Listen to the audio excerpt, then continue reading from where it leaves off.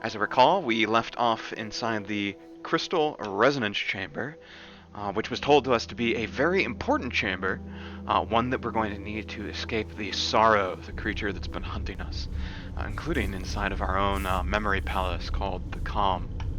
We've picked up two companions, both of whom had a hand in saving us as they arrested our fall from the sky, as we fell literally in the middle of things, down to Earth.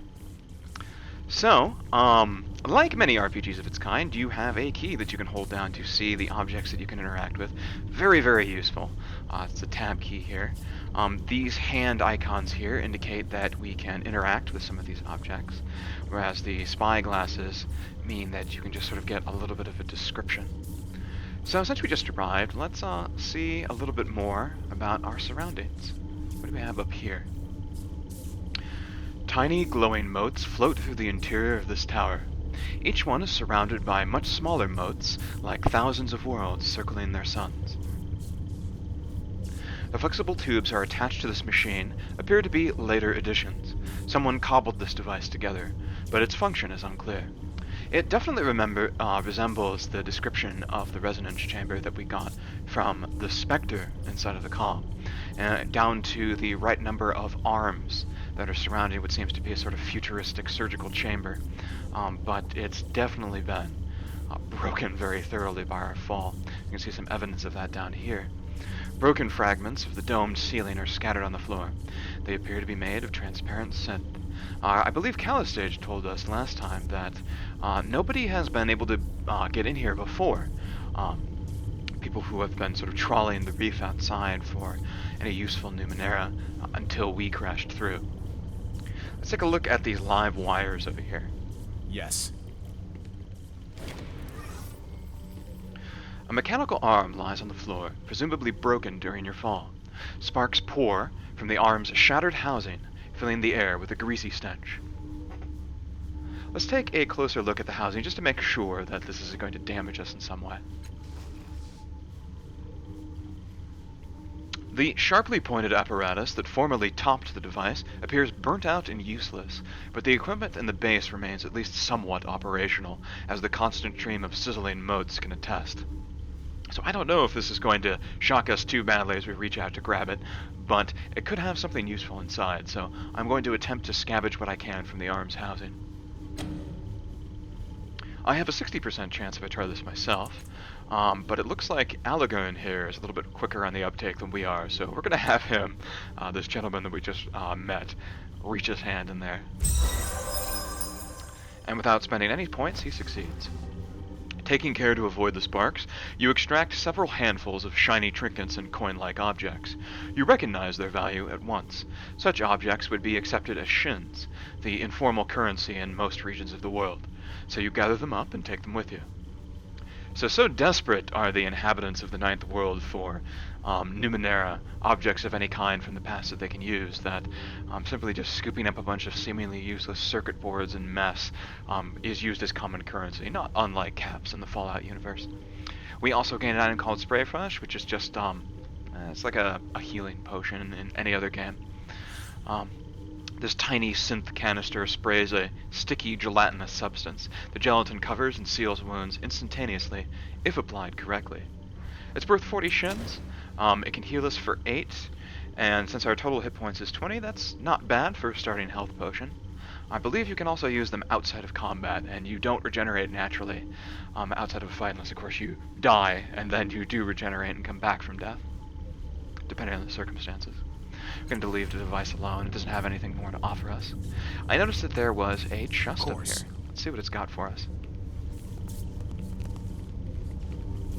And it looks like we've got an Encephalic Rush, which is like a healing potion, but specifically for our intelligence statistic, and the same Fleetfoot Moss for our speed, as well as 13 shins. This pliable synth container is tightly sealed, holding a swirling purple gas. The purple substance is harvested from a vast structure buried beneath the sands of the beyond, which seems to constantly replenish, though it is hard to gather. If the container is jammed hard against a surface, it becomes permeable, unleashing the gas within. The original purpose of the gas is not known. but when inhaled by a human being, it provides a rush of mental energy. Incidentally, the Sands of the Beyond is sort of a great area, which I believe that we are currently to the east of. It's an area that's in between the region in which you start at in the tabletop RPG known as the Steadfast, the most developed area in the Ninth World, and where we are, sort of off in the middle of nowhere. Not many people make it back from the Beyond.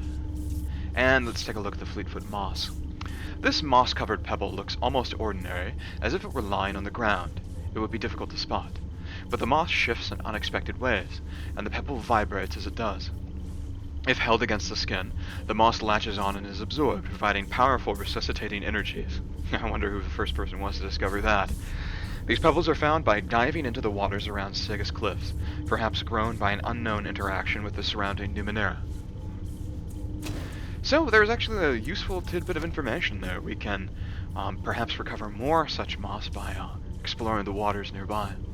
On it. There's also this imposing looking terminal here. We can interact with it, so let's take a look. A slate black, unimpressive device hunkers before you.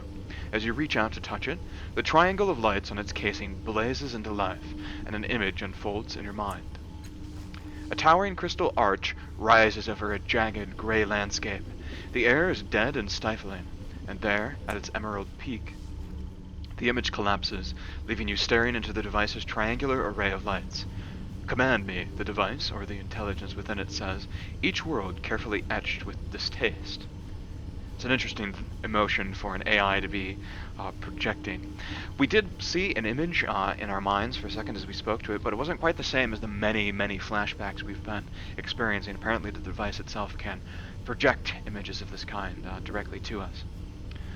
Let's ask, what was that arch you showed me?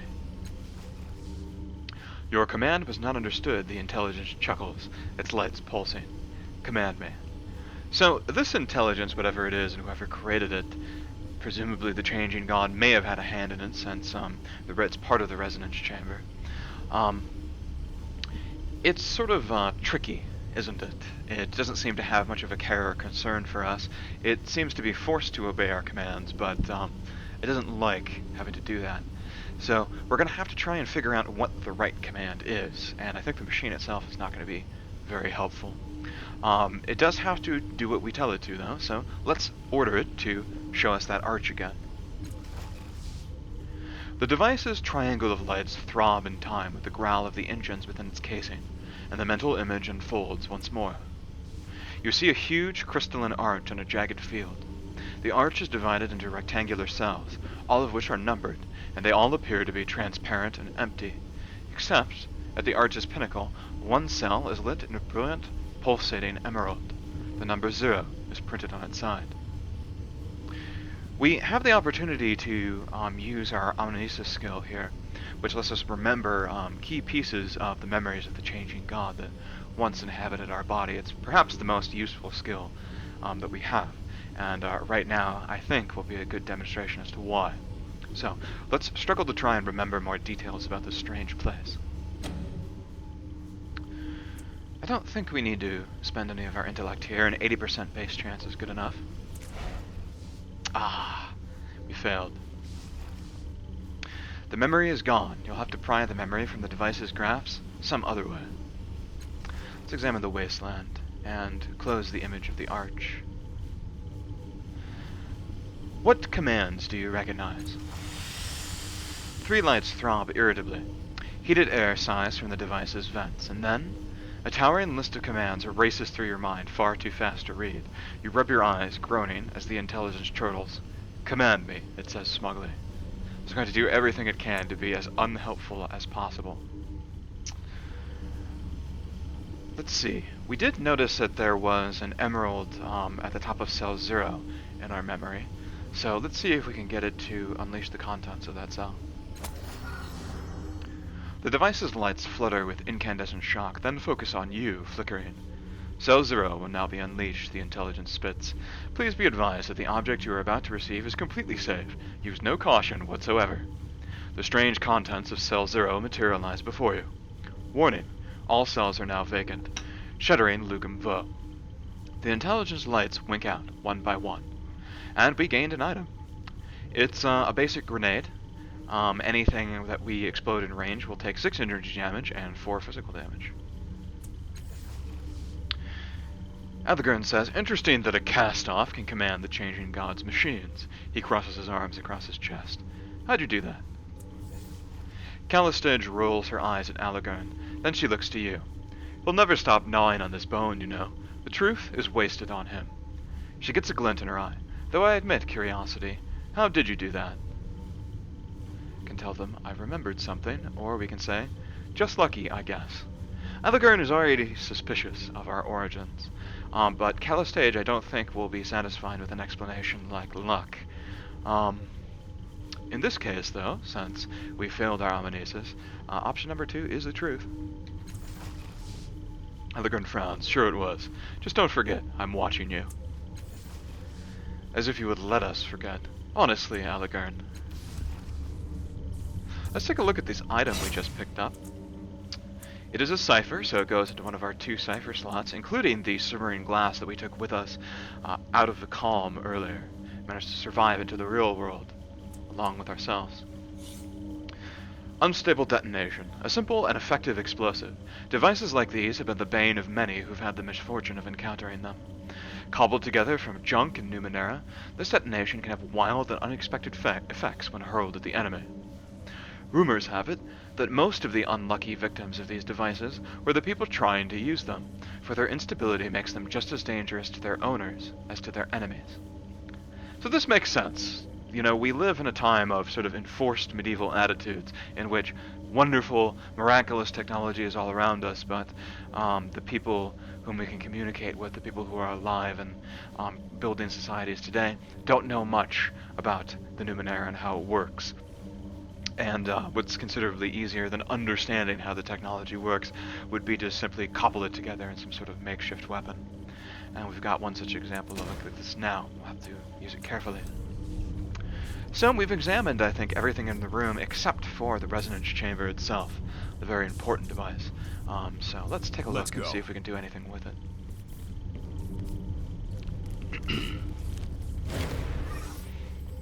Sunlight falls through the ragged hole in the roof onto the shattered resonance chamber. It's hard to believe that you did this, that you plummeted through the curve of the pale blue sky, crashed through the dome, and broke this delicate machine with your own body.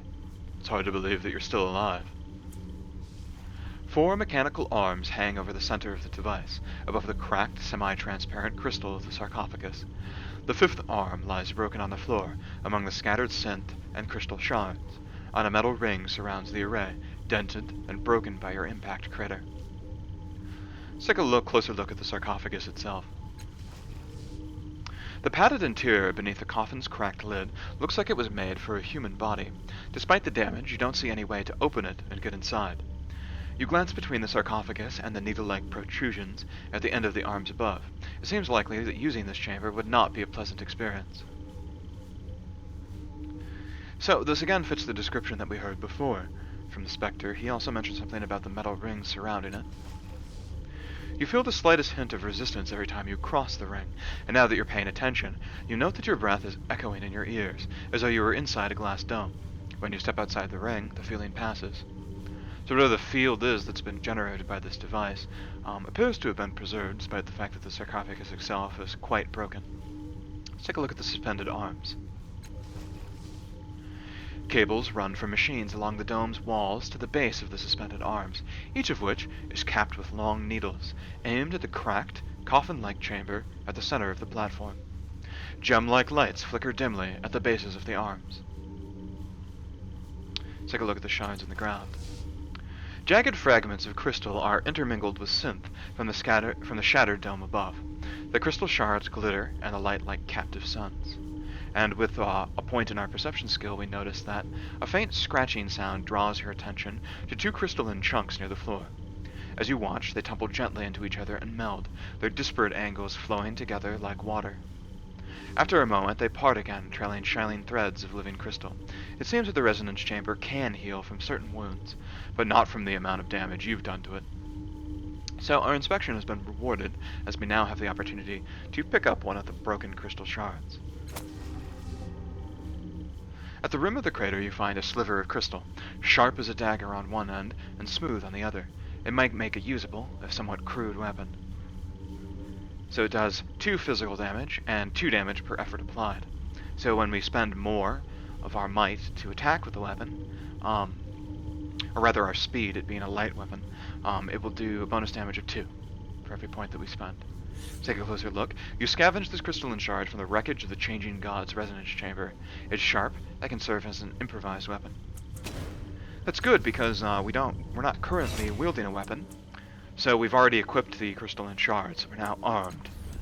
Good news. There's nothing else to take a look at in here, so let's have a look outside.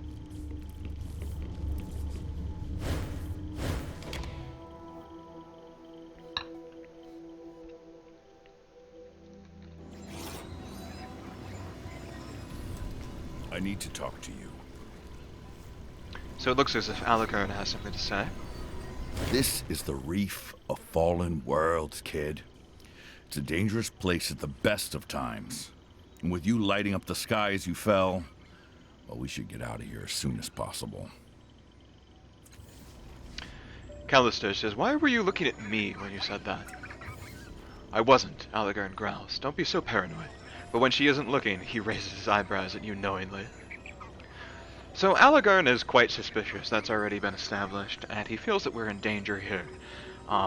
We did make quite a ruckus as we fell from the sky, though, and this place, it's already been mentioned to us, is a common place for people trying to trawl through the reef to scavenge supplies or whatever else they can find. So in this case, I think Alucard's paranoia is probably well placed. Let's ask for a little bit more information if he's willing to volunteer it. What makes the reef so dangerous? The Numenera of the past are always dangerous, he says, but there are other dangers too, some closer than others. He thinks to himself, I hate to think what Callistage might do to him if I weren't here. Callistage also expressed a similar thought about Alucard, so they appear to both have genuine concerns about the other. Not exactly the safest party in the world we found ourselves in. He does have some very interesting tattoos on his arms, but I think we need to follow his advice and keep going. Here we go then. I have to say, I think when I first played through the game, the art design in the Reef of the Fallen Worlds was the first thing that I really stopped to notice what it looked like. Of course, I've enhanced the color and the detail a little bit with reshade, but even without those kinds of enhancements, you can appreciate the sort of the pre-rendered background here. We've got these sunken, what look to be dome-like buildings that have fallen beneath the water level covered in moss. Let's take a closer look. The water is clear, almost unnaturally so, revealing ruins upon ruins, as far as you can see. It looks like the chamber that we came out of is a similar type of place, with a hole in the ceiling where we fell through. This jagged hole is where you crashed through the dome. It seems to follow the same construction design as the other ruins that have sunk, but thankfully, this particular chamber has been isolated somewhat and is above the waterline. There's a couple of strange cones orbiting each other here. Let's take a closer look at them. I'm going. 2 floating cones whirl and spin deliriously around each other, giggling like children being tickled. The air around them smells of sweet, burning leaves. So this is a good example of, I think, what I talked about before, in which a lot of the things you encounter in the Ninth World just kind of are there. There's no real explanation of what they are, where they come from, which is a common thing that we encounter in fantasy. And I tend not to like that. I tend to like there being an underlying reason and explanation for the things that I encounter in games like this, but the writing has been so good in this game that, frankly, I haven't minded it all that much, even though I tend not to like that kind of thing. It's just fascinating and unique. We've got these 2 spinning tops that are laughing for no particular reason. We can ask them what they are, not that I'm really expecting much of a response. What are you? The cones continue whirling and laughing like enraptured dancers, giving no sign that they've heard you. It sort of makes sense that these objects here are somewhat confusing and don't seem to be of much use or response, since we're not alone, obviously, in this part of the world. And if it were a little bit, I think, easier to assess, somebody else would have done so and transported them. Let's see if we can touch a cone as it passes. We have a 90% odds of succeeding without spending any points, so let's not spend any points. You manage to graze one of them with the tip of your finger. Rorn, a voice says, and your vision is stolen from you. A moon hangs over you, but it is not the one you recognize. It's black, and in a pearl-white sky. Thick, flat asteroids orbit it like petals in the wind. You feel questing tendrils at your ankle, and the hot wind on your face smells of scorched hair and grief. Your vision returns. The cones hang motionless for only a second before resuming their giggling dance. Let's watch them for patterns. I'm not really sure what to make of that memory we just experienced. If we do manage to learn anything more, I have a feeling the word Rorn might show up again. Then again, it might not. It seemed as if we were off-world somewhere. I believe the ninth world that we're on is Earth. Our Earth. However, billions of years in the future.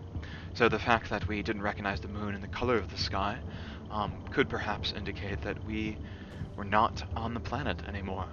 Something that not many people will encounter here on the ground can claim, but I wouldn't put it past the changing god. Let's watch them for patterns. The longer you stare at these artifacts, the more you're convinced that they turn faster when the spiraling paths cross each other.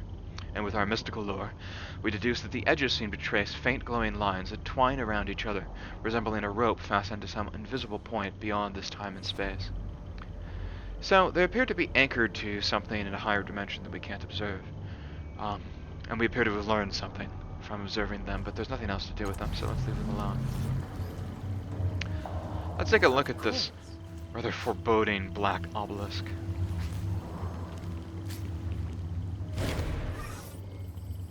A matte black obelisk floats in midair above the water. It has sharp, curved sides that converge to a glowing tip that brightens or dims with the passing of the bay's faint breezes. Well, there's nothing else to do but to reach out and try and touch it. You raise your hand towards the obelisk. Dull green light wells from within the black stone, fixed on you like a furious eye.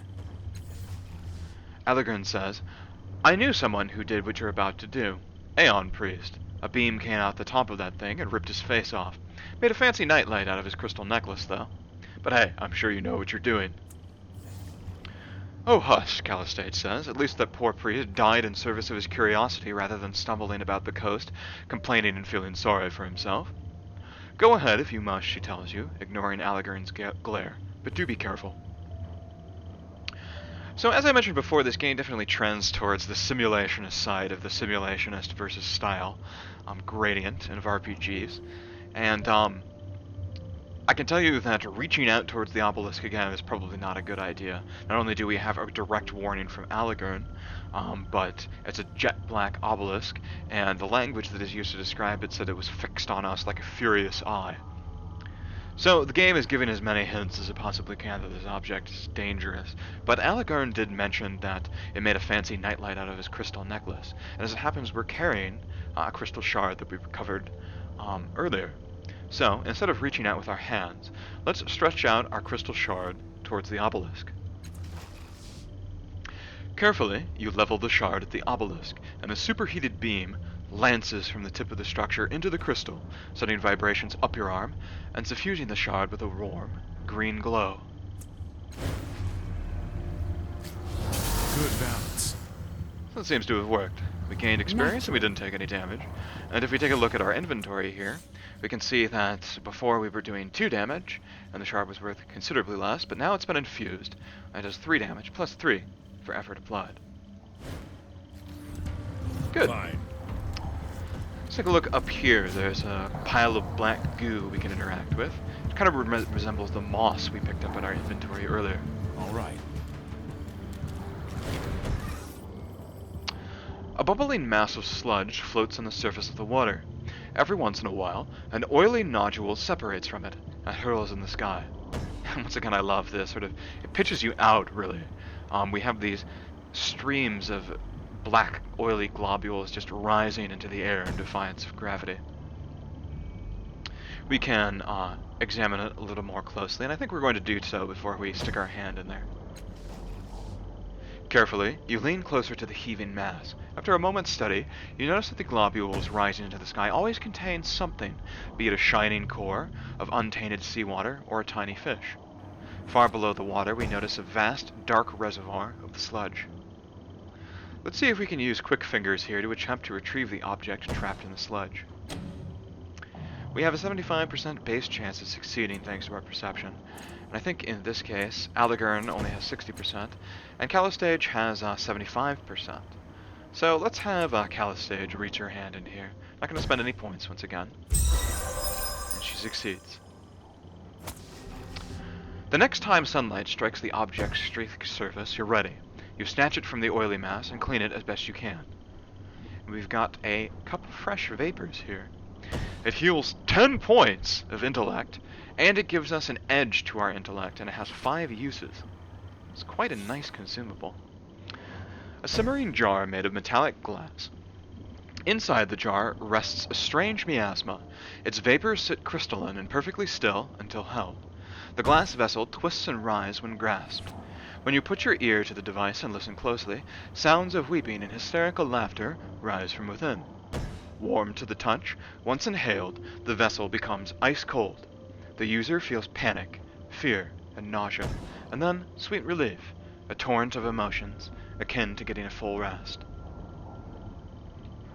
Incidentally, the intellect edge that it provides us will reduce the number of points that we have to spend on future intellect tasks, but it heals so much of our intellect that it's a little bit tricky to know exactly when to use the item. Thankfully, though, it has 5 uses. And I think perhaps what we may use it is the earliest point that we can, after we've expended 10 points total from one of our character's intellect pools. Let's continue. Calistage says, I'm not sure whether that awful muck is harmless, or you are immensely lucky.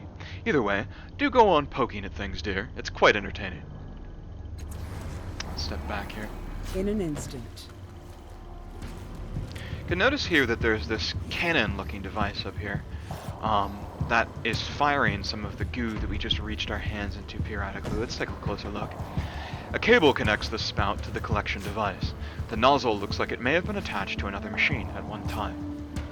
Interesting. And up here it's connected to this reservoir. We can see this device is collecting back goop from somewhere underwater and pumping it to the nearby spout. It's difficult to tell exactly what the purpose of all of this was. It's floating at the bottom, and there's all this machinery that has been built to sort of dredge this goo up from the surface. And every time it does fire out a globule, it always contains something, whether it's a fish or a little bit of ocean water. So presumably it was used as a means of gathering things up from the ocean floor, and it survived its creators. All right. I noticed that there was something I could interact with up here, a door leading to an underground chamber of some kind. And taking a closer look, we notice that this metal door is thick, heavy, and unmarked by time. Double rows of circular bumps run horizontally and vertically across its surface. It's firmly sealed. Let's take a closer look. The metal surface is infused with minuscule threads that are barely visible to the human eye. They only run in straight lines and right angles, and they seem to converge at the circular bumps. Upon closer inspection, you notice that each of the bumps is unique. Some have flat faces, and others are actually many-sided polygons, and a few are marked by tiny apertures.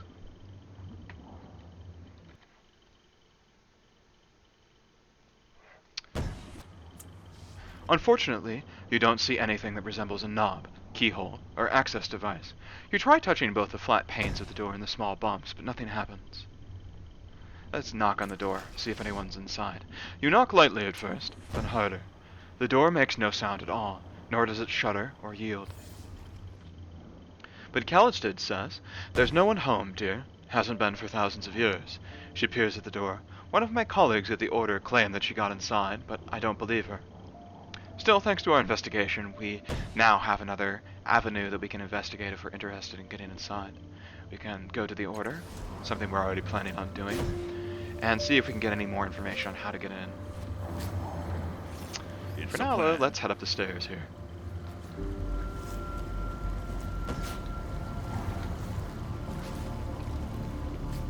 There is a similar cannon down here. It doesn't seem to be firing anything, but it is connected by a long cable. At the point where it dips below the water, it's been snapped in half. That explains why it isn't firing anything out. And up here, this massive construct was trying to climb across the top of the reef when it died, quote-unquote. Its surface is pocked with tiny scars and scorch marks. It's possible these synthetic creatures, whatever they were, have used these oils as a means of sustenance. It's possible. And as it happens, we're on the back of one right now. This whole platform here is part of the same construct. A yawning intake marks the front of a long-dead construct. Inside, the metal is pitted, black, and ancient.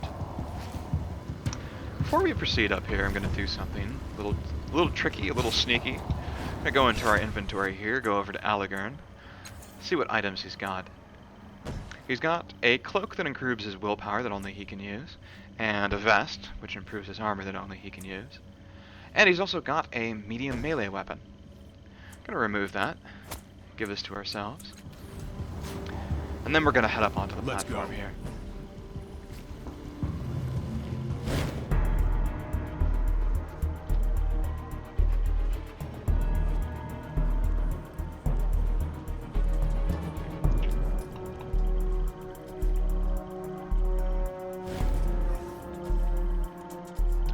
As you step onto what looks like the back of an enormous construct, 4 strangers approach you. In the lead is a wiry man with parallel scars running from cheek to collarbone on the left side of his face. He gives you a welcoming smile, putting on gray gloves embedded with pulsing lights. He's about to say something to you when he notices Calistage. Quoro thinks to himself, he's the star, or he came out of it, but what does Cal have to do with this? Cal, I thought you'd sworn off trawling the reef. Found anything tasty? His eyes travel up and down both you and Alagern. Odds and ends, Quoro. Nothing that would interest you, I'm sure. Her words are calm, but she's gone, quite still. What is he doing here? He has something up his sleeve, I know it. Let's let the two of them talk. Quoro's hand curls into a fist at his side. I was wondering, specifically, if you had seen a fallen star that landed near here not long ago. I've seen nothing of the sort, dear Quoro. Calistage's lips closed thinly. Something that I noticed playing through this is that when we asked Calistage before, I think it was either about the sorrow, the tides of the resonance chamber itself, her lips closed thinly again. We know that she's lying here, so that's another indication that she may have been lying before. What about your friends? Quoro turns to you. I know most of the draft that scavenges the reef these days. It's a rare pleasure to see a new face. We noticed that he had been toying with that glove on his wrist before. Let's see if we can persuade him to give away a little bit of information about what they're for. By simply asking, what are those gloves for? Unwelcome, but anticipated complications. He does not elaborate. He does so love his ambushes, Calistage whispers in your ear again, even though her mouth is closed and she isn't looking at you. He didn't have the gloves when I last knew him, but I'd wager they're connected to the devices in the area. There are all kinds of devices as it happens here. It seems that Quoro has been observing us and has chosen this location as the point to engage us. He may be able to take advantage of all these guns using that glove to fight us. He also outnumbers us 4-3. He already knows something about the existence of a fallen star, but I want to avoid trying to fight him if we can. So, I will lie and say, I'll be honest with you, I saw the star, but I don't know where it landed. We have only a 20% chance of succeeding ourselves on this. Says Calistage, not very good. So I'm going to go back from that and ask him a few more questions and see if he can give away any information that might make our lie more convincing.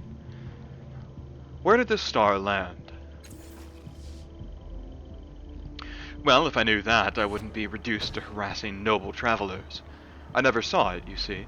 My employer did and thought, who is the most trustworthy team I can send at a moment's notice? Quoro winks. Luckily they were on another assignment. We were interested and weren't too drunk yet, so... What interests you about this star? How kind of you to ask, Quoro says, clapping his gloved hands together. So few people are interested in the tangled motivations of paid explorers. He spreads his arms, as if holding to the sky, and continues. The world is littered with ruins and fascinating secrets. Trouble is, anyone can claim them. But when something falls from the sky, that's rare, and a man can make his name off of such a find. He pauses, then adds, we're also being paid quite handsomely. That helps.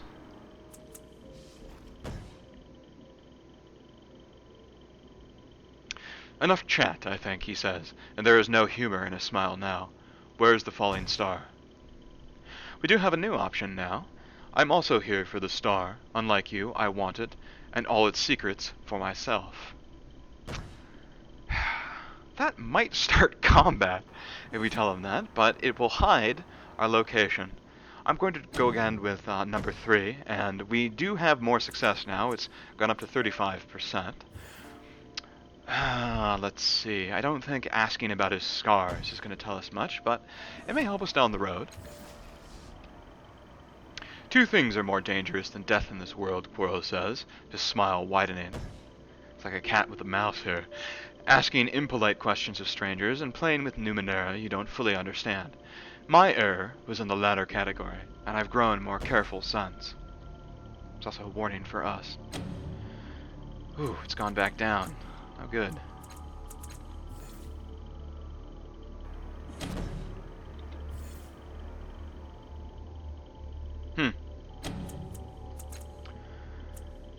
Well, it doesn't have much of a chance of succeeding, but we're gonna give lying through our teeth a shot. Our max was 60, count of the stages was 60.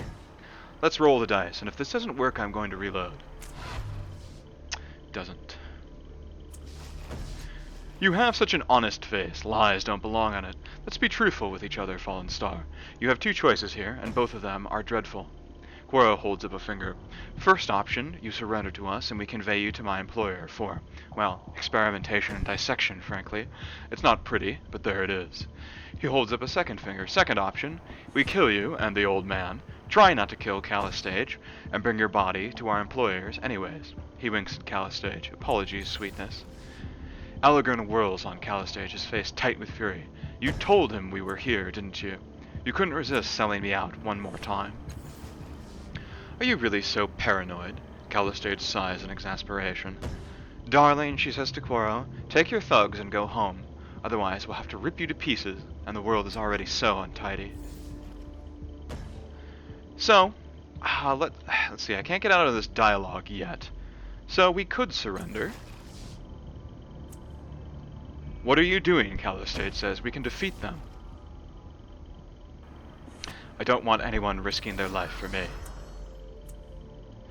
So we can surrender and he'll take us up here, but I don't think I quite want to proceed this way. I suppose we could and see where it goes. Something tells me they're not going to try and live dissect me.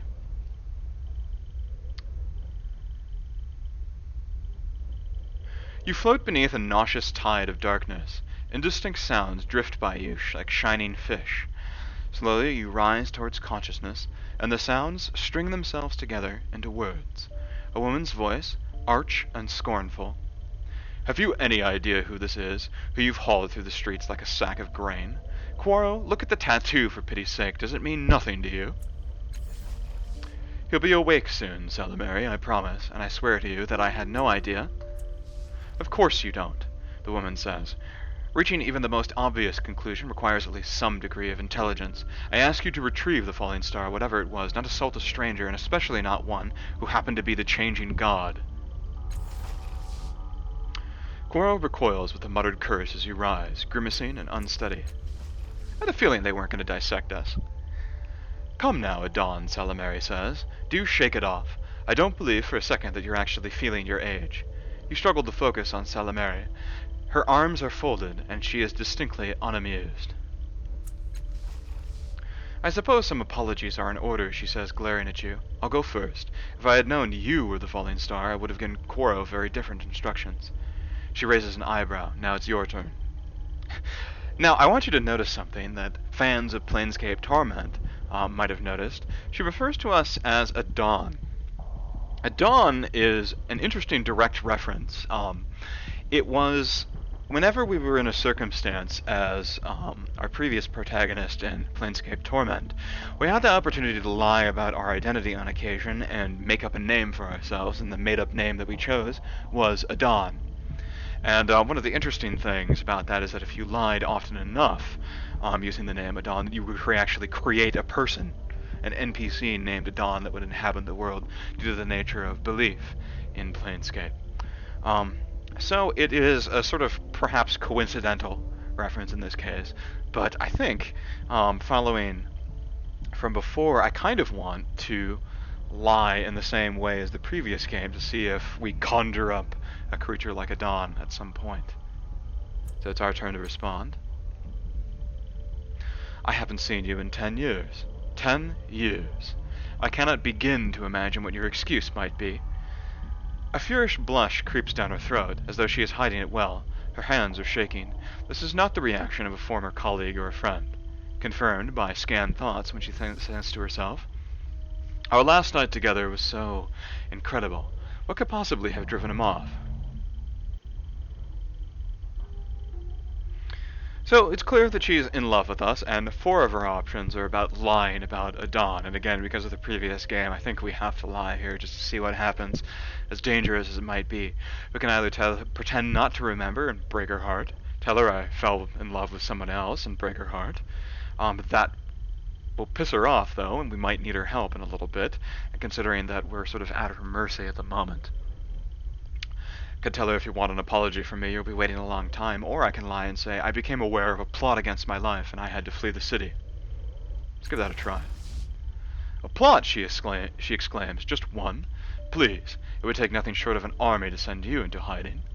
She trails off, studying your face. A smile blooms. Oh, of course. You're not a Dawn. You're a cast-off. Really, you should have said. I've met members of your little family before, of course, trailing around in that shadow, looking for clues, or trying to repair the damage. Her smile is genuine and somewhat sad. Her eyes linger on yours, as if looking for any flash of recognition. I can help you, if you like, but I need something from you first. It sounds interesting. Doesn't it, she says. Well, it's a bit of a long pitch, so do let me know when you're ready to talk it over. Let's talk about that favor you want. Of course. Selimari draws your attention to a map of the Reef of Fallen Worlds on her workstation and taps a gilded ornate structure not far from the dome containing the resonance chamber. This is the anechoic lazarette. It's been hopelessly sealed since the dawn of the Ninth World until, she smiles, I managed it in a week or 2. It was quite simple once you figured out the trick. I've been slipping in and out at night, investigating the technology within, taking notes. She frowns. Then, more recently, I discovered that the structure was sealed again. Maybe you tripped an ancient security measure, or do you think one of your colleagues is responsible? I'm not sure I necessarily want to plant the seed in option number 1, but number 2 is something of an insult, so we'll go with 1. I doubt it, she says. First of all, I haven't told them. The Order has been trying to open the lazarette for centuries, and I want it to myself for now. She rolls her eyes. Secondly, my colleagues are nosy, and somewhat competitive in a charmingly amateuristic fashion, but none of them have the stones for out-and-out treachery. We'll be putting that to the test shortly. I believe someone tramped inside with no regard for the dangers and managed to trigger a fail-safe that resealed the structure. She flicks a strand of her hair from her eyes. I need someone to reopen the lazarette, and she waves a vague hand, handle whatever nonsense the trespassers have stirred up in their wake. Why me? Simple, she says. You're a cast-off. All of you were made to be useful in some way or another. All of you are, at minimum, competent. In short, you're better than any of the draft I have at hand. Oh, burn, Quoro, burn. Besides, I can reopen the structure. The concern is what's waiting for me inside. She holds her gaze for a moment to make sure you understand. Well, at least she's honest about that. I wanted to deal with whatever's gone wrong in there so I can resume my work. Needless to say, I would also prefer the structure in an undamaged state, as I left it. She smooths her robes. Well, there it is. Will you help? Yeah, of course we will. Get the opportunity to explore the unknown. I'll remember that. Excellent, Salamari says briskly, but relief flashes across her face. She hands you a metallic stalk with flower-like ridges along its length and a mechanical eye at one end. This metallic flower-like device consists of a short metal stalk with a mechanical eye at the end. It was given to you by Salamari and can apparently be used as a key to enter the anechoic lazarette, a large golden structure in the Reef of Fallen Worlds. Simply head down to the Reef of Fallen Worlds, brandish this at the door of the lazarette, and it should open before you. Good luck. Please, Salamari, Quoro says, edging in beside you. Give me another chance. I can handle this. He thinks to himself, I have to win her back. Her respect, I mean. Right, her respect. We could be generous to the man. It would be somewhat unusual to do so, considering the circumstances of our arrival, but why not? Let him try, Salamari. Why not? He shoots you a mistrustful glance, but otherwise continues pretending you don't exist. After all, he may take the edge off whatever is waiting for us inside. Salamari says, looking between the two of you. She considers us both, then sorts through her work table, picking up a metallic eye. You're welcome to try, Quoro, she says. She hands the eye over, but holds onto it when he tries to take it. This is your last chance, she says. If you come back empty-handed, you had better be dead as well. Trembling, Quoro pockets the eye and leaves, eyes downcast. I'll prove myself to her.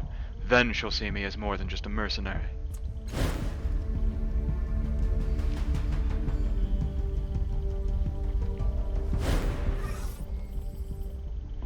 Salamari watches him go and sighs.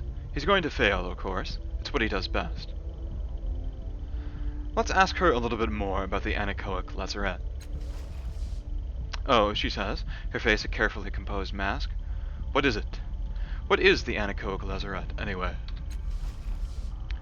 I'm not quite ready to issue definitive answers on that topic, she says lightly. I suspect it was once a place of healing, or quarantine, for machine intelligences. Even if I'm wrong, this is the find of many, many lifetimes.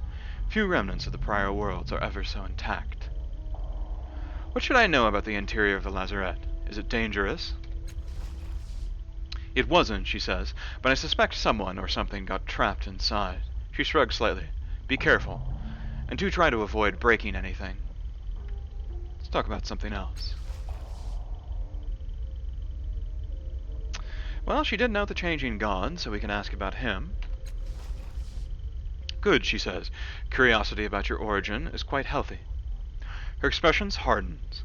I will be happy to share what I know once you've completed that favor for me. Let's ask her about herself, then. What do you do here, anyway?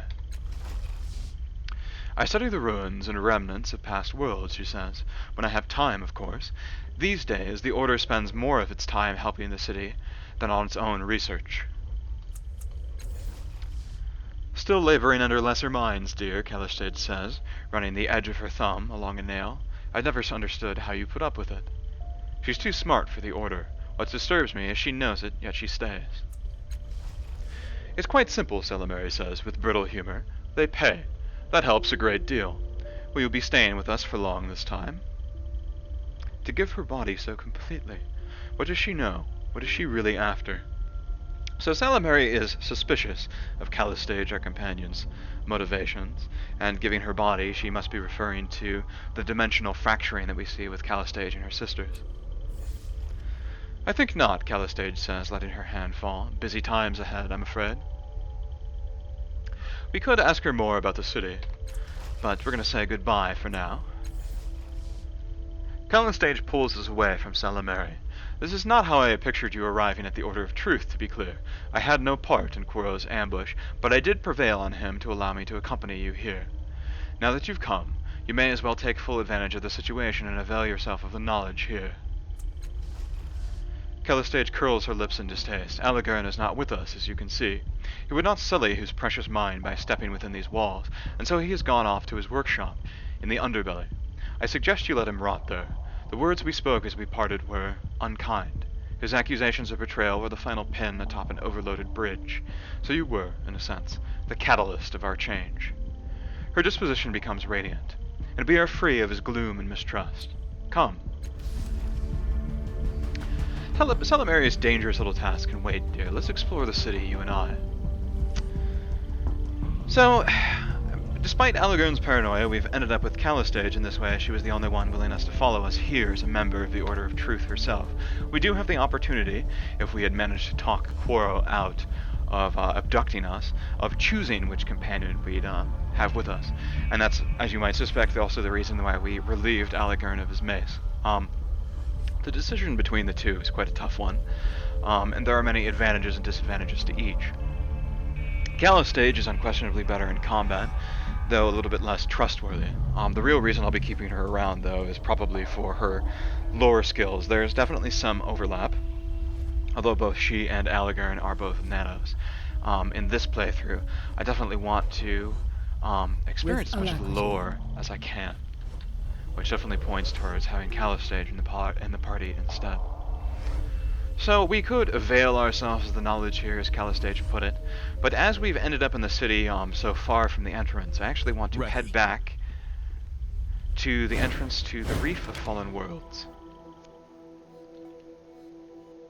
We'll have an opportunity, and indeed we'll be coming back here to the Order of Truth fairly soon. As you wish. We'll have the option to examine a lot of these things later.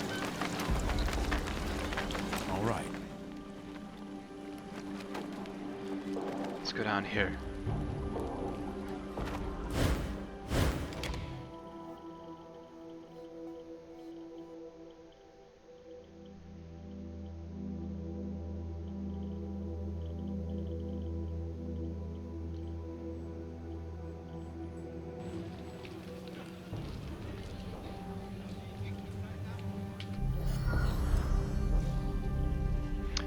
Yes, I think we're in the right zone. Go.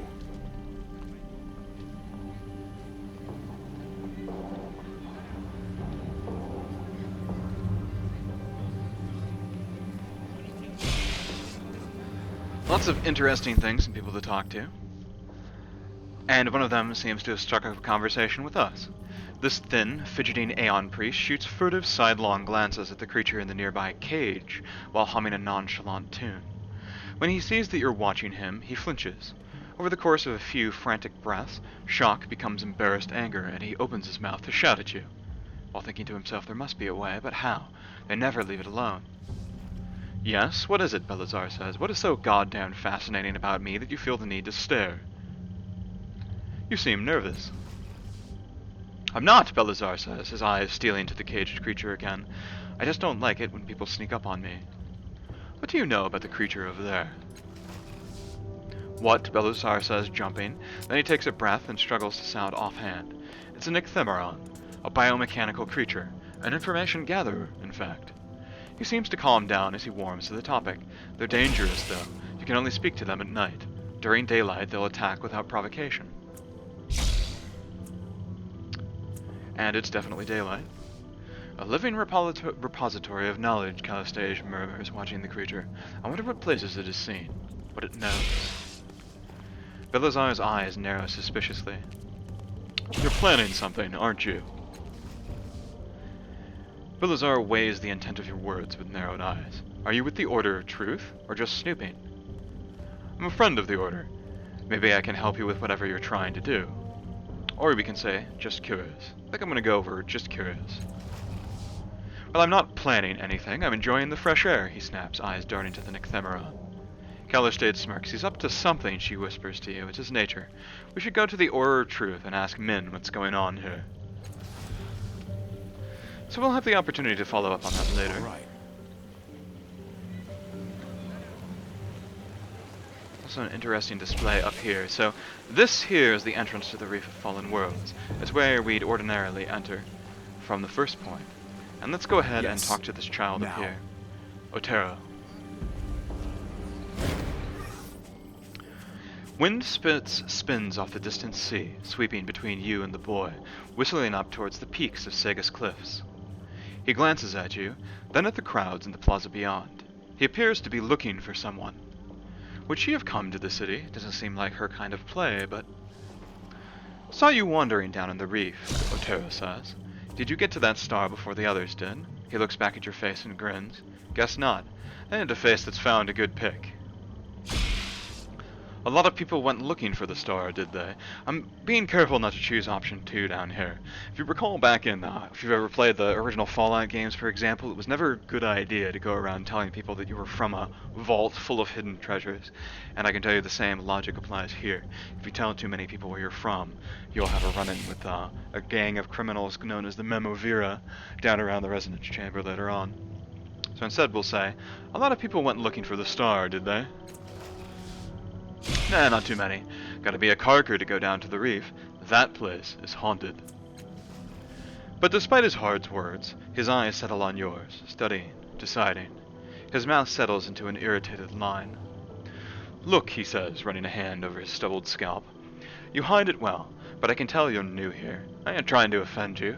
I don't like leaving folk new to Sagus on their own. If you have questions about the city, or Circus Minor in particular, I'll answer them, free of charge. Of course, it looks like you already have a guide, he says, nodding to Callistage. Callistage? Why is this freshie traveling with her? She scares the tolk out of me. Hello, dear, your companion says politely before turning to you. Arturo knows this city better than almost anyone, and it's quite unlike him to give anything away for free, let alone his terribly vague advice. Do take him up on his offer. Sorry, Eddie Callistage is proving useful as a companion. Nice of you to say, Otero says, eyeing you. Well? His gaze flickers back to Callistage briefly as he expects her to lunge at any moment. It's difficult to tell at this juncture whether or not he simply thinks of her as dangerous, which he mentioned in his thoughts before, or whether or not she's untrustworthy, but you can see the benefit of the perception skills, not just for not getting snuck up on in combat, but also noticing tells, that kind of thing. It's the reason why I chose observant as my descriptor at the beginning. So, he can tell us a little bit more about Sagus Cliff, the city that we now find ourselves in, so we're going to take advantage of that. So we're in Circus Minor now. Yeah, the heart of the city, he says, folding his arms. The levies and politicians will tell you that Government Square is the center of Sagus Cliffs, but they're not thinking right. He spreads his hands, framing the plaza. When folk come to Sagus, they come here. They talk and trade, flirt and fight, tell stories. Everyone who comes here leaves different. His hands fall. Anyway, what do you want to know? Well, we could ask him directly. Does anyone around here know how to fix complex machinery? He says, scanning the plaza. Prada, that's the bug lady in the market, is pretty good with machines. You might ask her for advice. He rubs the back of his neck. Otherwise, you want to visit the foreman in the underbelly. They might be able to fix it, if they can stop fighting long enough. There's a stage nearby, and we can ask about what is happening on that stage. An execution, he says, rolling his eyes. It'll be going on for a few days yet. All those folks think they'll learn some great truth from the nightmares of a dying man. Nightmares of a dying man. He shakes his head. It's not worth my time, but it might be worth yours if you haven't seen one before.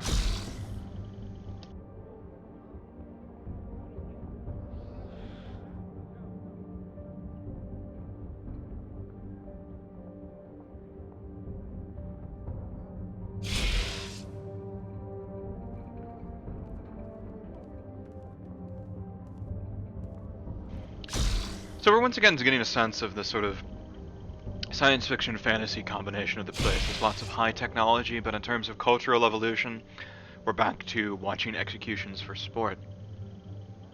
I'll say the last example I can think of is this was death by hanging in France in the 1960s, so it carried on for quite a longer time than many might suspect, even in the Western world. But Otero doesn't seem terribly interested in what's going on over there, so let's ask him a little bit about himself. What are you doing here, anyway? Just got back from a scrounge, he says. I'm here trading salvo for supplies before I set out again. Enjoying the sights, you know? His eyes sweep the crowds again. Where would she have gone if she came here? And why? So he's looking for someone. You can't help but notice that he doesn't seem to be enjoying himself. He looks downright unhappy. Guilty, even. Who are you looking for? He flinches, then glares at you. At first it seems like he's not going to answer. A girl I met a while back, he says, at last, looking away. She was new in town, like you. I'm just wondering what happened to her, and if she's okay. Anyway, do you have any other questions? It didn't look like she broke camp, more like she left in a hurry. I want to ask about something else. Sure, he says. I'm not going anywhere. Yet, anyway. Perhaps after that girl. Do you live here? Not really, he says. Walls are nice, but they keep you in one place. I like to move around, explore. Don't like being here much at all, really. City folks are scarier than scroungers. You don't have a home? Don't need one, he says. I carry my life with me. He pats his bags. What can you tell me about this city? Depends on what you want to know, he says. I spend most of my time in Circus Minor, but there's other districts too. Government Square, Cliff's Edge, the Underbelly, and Caravanserai. He scratches his chin. There's also the Reef of Fallen Worlds, but you've already been down there. Tell me about the Reef of Fallen Worlds. Only carkers, slavers, bullies, and diggers desperate for scrounge go there, he coughs. And you, of course. He stares past you down the winding steps.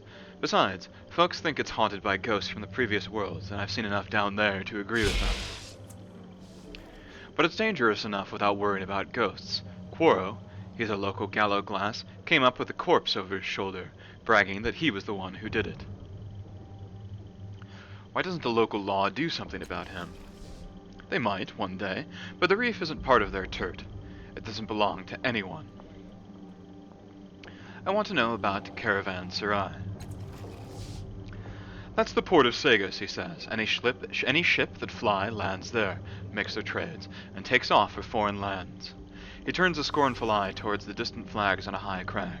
Plenty to see right here in Sagas. Don't know why people insist on leaving. What is Cliff's Edge? He's getting a nice overview of the entire city here.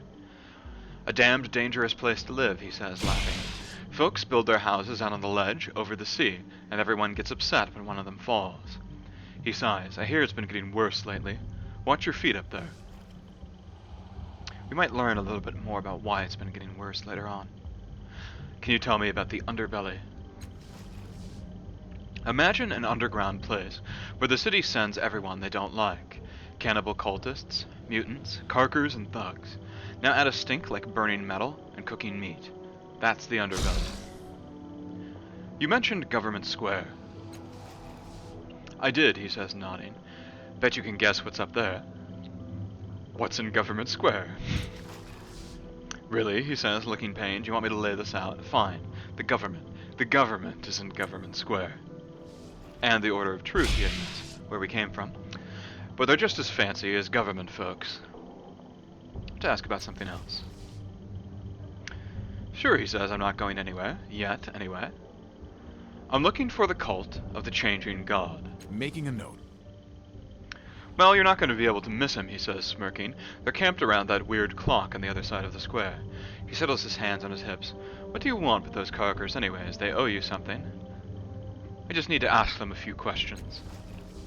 Fair enough, he says. Even carkers get it right sometimes. Where's the Order of Truth? Making a note. In Government Square. From here, follow the path around to the left, and look for the stairs going up. Where can I find a place to sleep around here? The Cult of the Changing God might let you sleep in their camp, or you can try Tranquility's West in Caravanserai. Right, I think that's enough backstory for now. We've gotten a nice little introduction to the city of Sagas Cliffs. It's quite an interesting place. It's filled with lots of nice dialogue and people to talk to.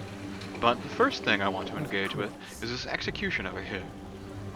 The ice, it creeps into everything, our homes, our hearts, our heads, and cracks them all. Doesn't seem to make an awful lot of sense. There's a man here that seems to be in charge, so let's talk to him.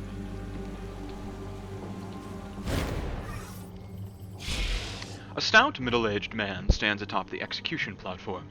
He wears the badge of a city official, and a fringe of dreadlocks hang down his shoulders from his otherwise bald pate. He gives you a disinterested look as you approach. Please stay back with the others. What's going on here? He casts a brief glance over his shoulder towards Reese. The prisoner, Reese of Flatwater, is being publicly executed as a warning to all who would flout the laws of Sagus Cliffs. What is Reese's crime? Treason. He sold state secrets to the enemies of Sagus Cliffs. How does the execution work? He sighs. Another rustic. It's very simple, sir. Our nanos induce in him a hallucinogenic state. In this state, he experiences visions, nightmares, really. He speaks of things he sees, and his words become flesh as they leave his mouth. We shape the flesh into human-like form, the death you see before him. He gestures towards the hideous figure, which looks to be made of rotting viscera. As more strands escape his mouth, his death wraps them around him, and they slowly crush the life out of him. Once the condemned is dead, the devourer of wrongs will eat his corpse. He raises his chin proud. Thus is justice upheld in Sagus Cliffs. Well, if it works as a deterrent, it's suitably horrific enough to do so. It's hard to imagine something quite as horrific as this, as spitting out your entrails in a delirium and having that slowly strangle you over time. Why does the devourer of wrongs eat executed criminals? Yin smiles, grim. He is of the Dendra Ohur, who can suck the memories out of the dead from their marrow. In those memories is not only the proof that the condemned were guilty, but also the names of their compatriots and other associates. Many an accomplice has been found out in the belly of the devourer. I'm sure Reese wasn't working alone. We'll find out his friends soon enough. What do his words mean? Yin shrugs. Some believe there is wisdom to be gained from the rantings of the condemned. I have never gleaned any. Others say that the torment of the condemned means nothing. But it deters would-be criminals from committing offenses of their own. I've never noticed that to be true either. Farewell. See if we can get a view of what's going on here. So we see Reese. They raise their hands as if from a sea of blood and climb to the houses of the sun. He just seems to be babbling nonsense, as the man said. Reese and Death of Reese. This model here made of viscera slowly wrapping it around him. It's just absolutely terrifying. But also, and this is one of the first things that I encountered in the game that really made me think, wow, there's a lot of creativity in this game. And not all of it is lighthearted fantasy Disney-esque either. So we have horrified man, spectator, intrigue, so there seems to be a lot of different reaction to what's going on, but one of them has a name. It's an old trick from RPGs. Let's talk to the one that has a name, Tiber.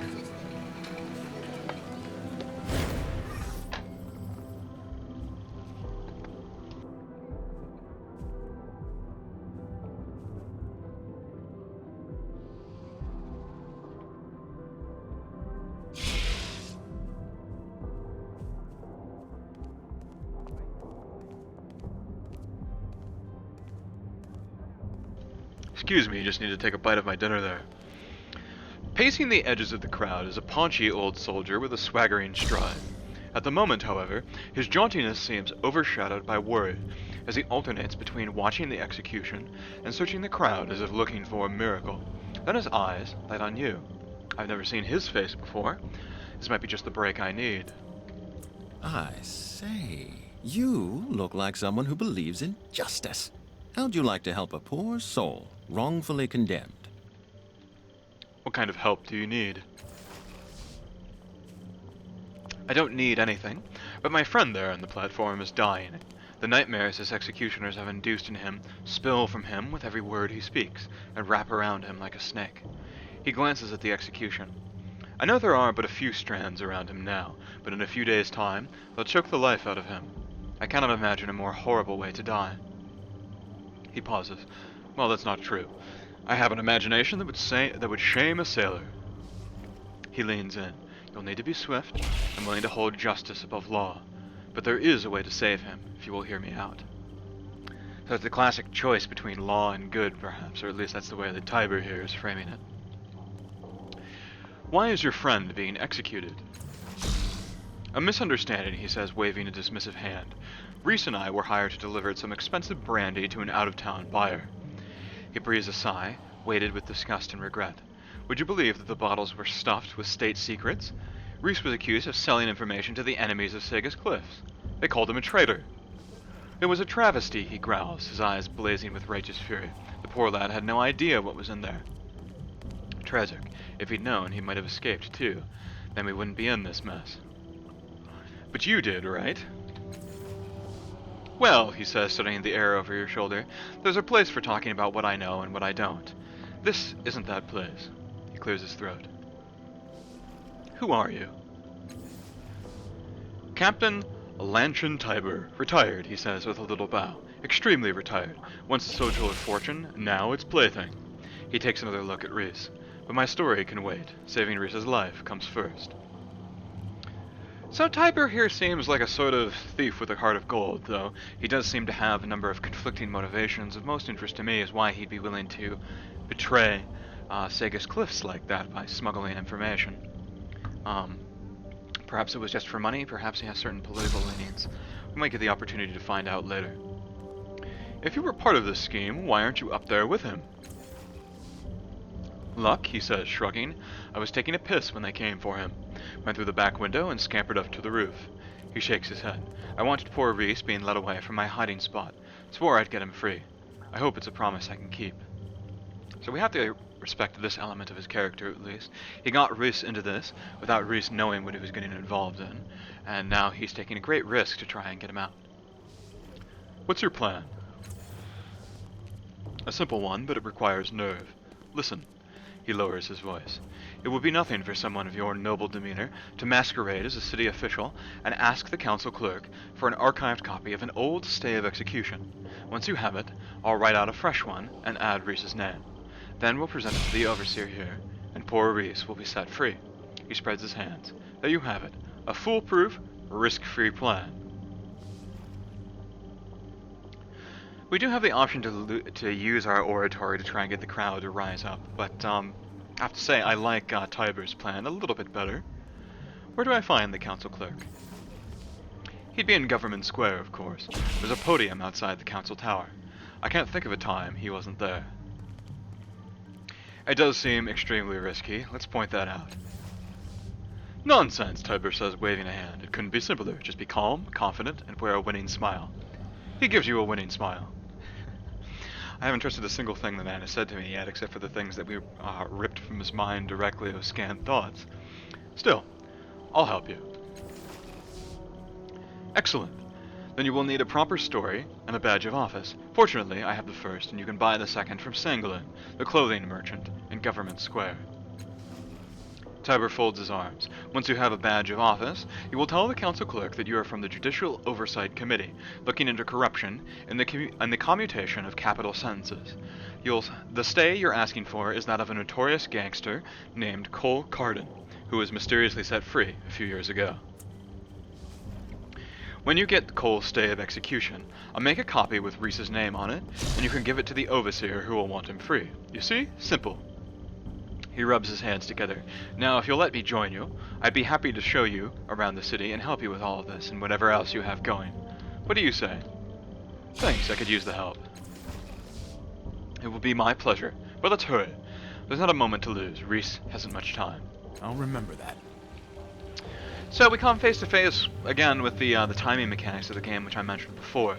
Tiber said in his quest that he has only a few days to live, and that's definitely true.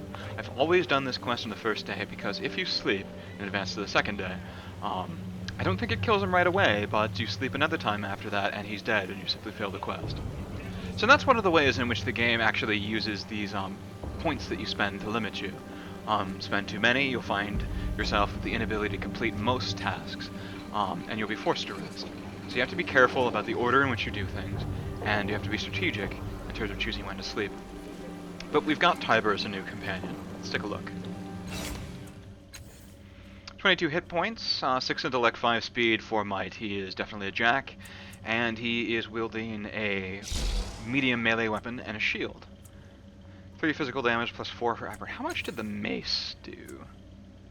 4 base, plus 2 per effort, so we could give him Alagern's mace. If you spend even a single point to attack, these two weapons balance out, but if you don't, this one starts out a little bit better, and of course you spend additional points, and the weapon that he's currently got, this broadsword, gets better still. So I think I'm going to keep with the broadsword and probably just sell this mace off at some opportunity. Let's take a look at his character sheet.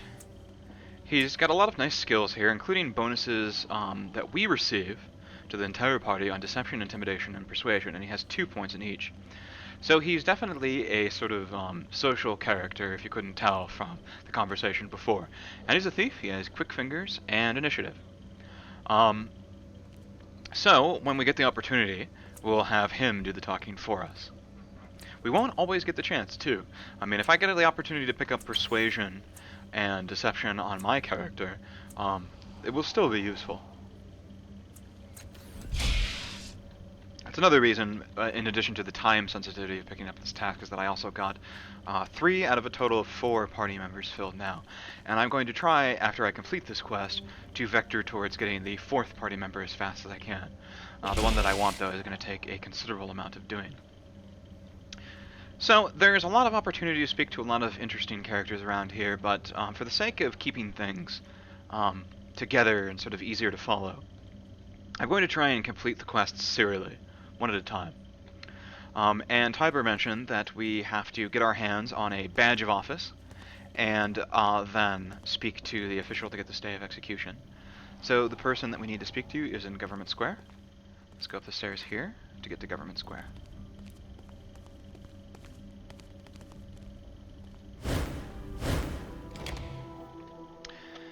And let's have a sip of water.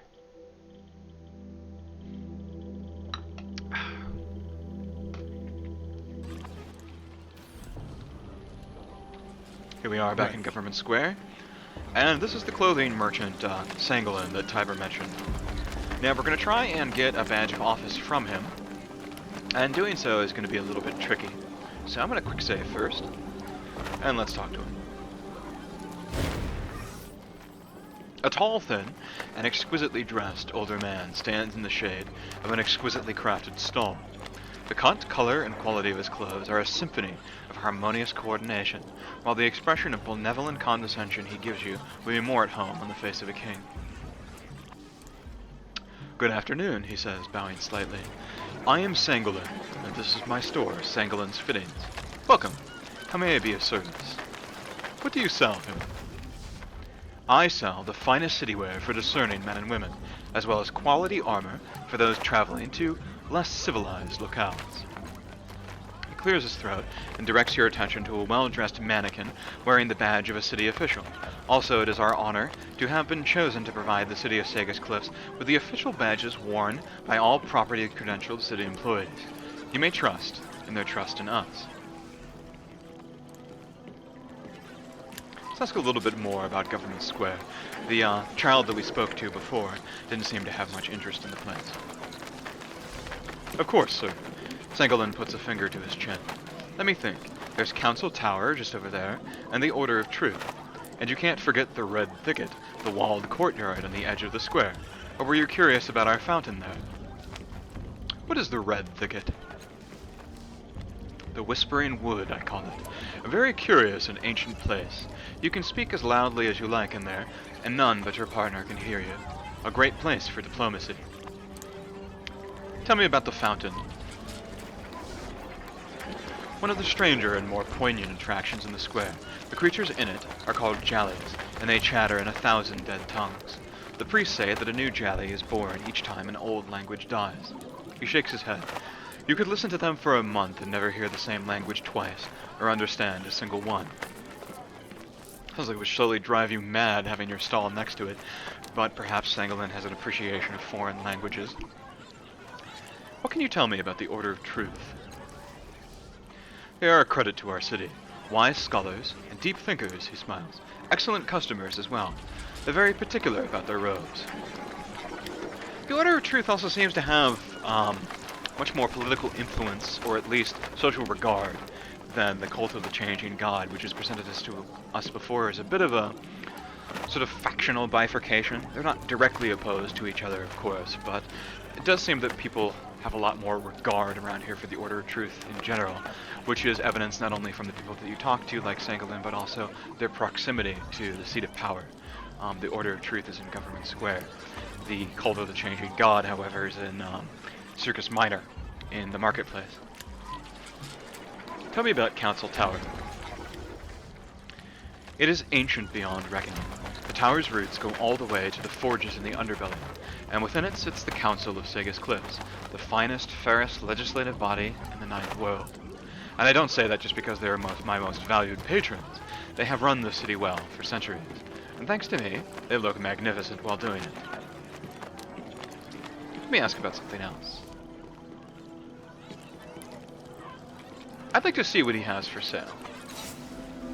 So let's see here. We have a couple of very basic shields. They're same in statistics as the one that Tiber started with. We have 1 armor, 2 resistance. It's only usable by me. It's light armor, which means that it doesn't penalize us the way that this medium armor do, which has 2 armor and 1 resistance. I think resistance affects the chance your opponents have. Maybe it's the reverse. I think maybe perhaps armor is the chance and resistance is a straight damage reduction, one or the other. Anyways, medium armor gives you both the opportunity to avoid attacks entirely and to reduce the damage of attacks that you do receive. Right now we have one that's 3 total resistance, so all else being equal, our armor is actually equal to this one. And so there's not really much of a reason to spend money on this armor. However, if you are playing a glaive, you might opt for heavy armor here, which does give 4 armor and 1 resistance. 2 less resistance than what we have, but 4 more armor. But it gives a whopping -6 to might, -6 to speed, and -30% on our spells, otherwise known as esotery attacks. Glaives in particular, and there are also some abilities that do this, lower the cost of those penalties because might and speed are quite valuable to even a heavy armor glaive as well. So having huge penalties to those statistics would make the armor unusable for everyone. It's the way the game sort of models proficiency. And we have Micro Mesh, which is a pretty good buy. It looks like it gives us 3 resistance like what we've got, but also 2 armor. So later on when we have the Shins, it costs 65, and we only have 31 at the moment. We may want to look into picking up this Micro Mesh. It's good for a character of our class. There's also an artifact with a concentration skill. We can equip 2 of them without penalty. And it's quite similar to Cloak of Resistance from Dungeons & Dragons, if you've ever played that. It gives us 1 resistance, and then whenever we're damaged by something in the future, we will get plus 15% on all tasks. So not bad. It doesn't actually help us our resistance anymore, but it does help us complete tasks of all kinds. So if we don't pick up a Grounding Cloak or something like it in our adventures, we may want to purchase that item as well. There's actually a dearth of good items for sale in Sega's Cliffs, but I happen to know that Sangolin here sells these 2 items, which are both of interest to us. So, we had the opportunity to get to know him a little bit, and we viewed his inventory, so whenever we're coming back, so I'm going to quick save again, and let's pursue our quest here with Tiber. Let's wait until he isn't looking, and we can't ask him if we can buy it, because he mentioned before that he only sells them to the right officials and he doesn't know us, and asking him to do so might raise his suspicion. So instead I think we're going to try and steal it. We have a capable thief in the party, and he has a 70% chance of stealing it without spending any points. I think let's go ahead and try it at 70. And he succeeds. I'll remember that. Seeing what you're up to, Tiber distracts Sangolin by asking him about a beautiful waistcoat. When they're both turned away from you, you pluck the badge off the mannequin. Sangolin turns back to you just as you hide it. He suspects nothing. Is that all for today? Can I interest you in our fine collection of armor, perhaps? This metal badge was meant to be worn by a city official of Sega's Cliffs. It is inscribed with the seal of the Protectorate. Farewell. Okay, so we have the badge. So now we need to get the stay of execution that was mentioned before. And that's going to be from this council clerk Let's go. up here. Oh, let's take a look at that fountain that was mentioned before. All right. It's another quite cool, fascinating object from the Ninth World. This fountain is constructed of a material that seems halfway between wood and stone. It doesn't contain water, as might be expected. Instead, it's filled with swarming, tiny fish-like creatures that leap and cavort in a wriggling mass, chattering to each other in what sounds like 1,000 different tongues. Let's see if we can catch one. 55. Let's spend a point.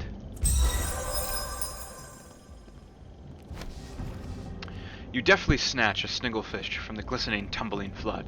The bubbling mass of remaining creatures squawk together in nonsensical outrage. You caught this creature from a fountain of sorts in Government Square. Small, fish-like, and constantly squirming.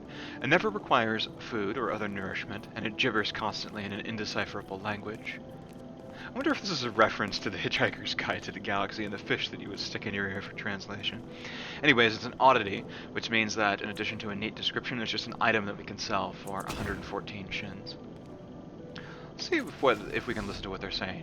You fold your arms, listen intently to the fish jabber at each other. It sounds like a cloud of nonsense syllables mashed into baby speak. With perception, we notice that a few often repeated sounds tug at your attention. This is no string of gibberish after all. They are speaking a variety of languages, but ones you've never heard before. Now, in almost everything that we examine, and almost every Numenera we encounter will have the opportunity to examine it first. It's normally a good idea to do so once, but usually the second time you'll be just simply looped with no new information. We gained XP though, so I just want to give it a try. Let's spend a little bit more time listening. And no, we don't really learn anything new. We can examine the woodstone fountain itself, though. The fountain, now that you're looking at it, is unfathomably old. Coppery, tongue-like decorations curl up over the rim of the structure, as if lapping at the endless stream of creatures within. So this Numenera is somewhere in between. We can definitely guess as to its purpose, but we don't know quite enough about it to be useful. It's presumable that the ancients used it for translation, perhaps, or maybe just as a means of recording languages. We may never know. Let's leave it alone. And now, let's go and speak with the council clerk.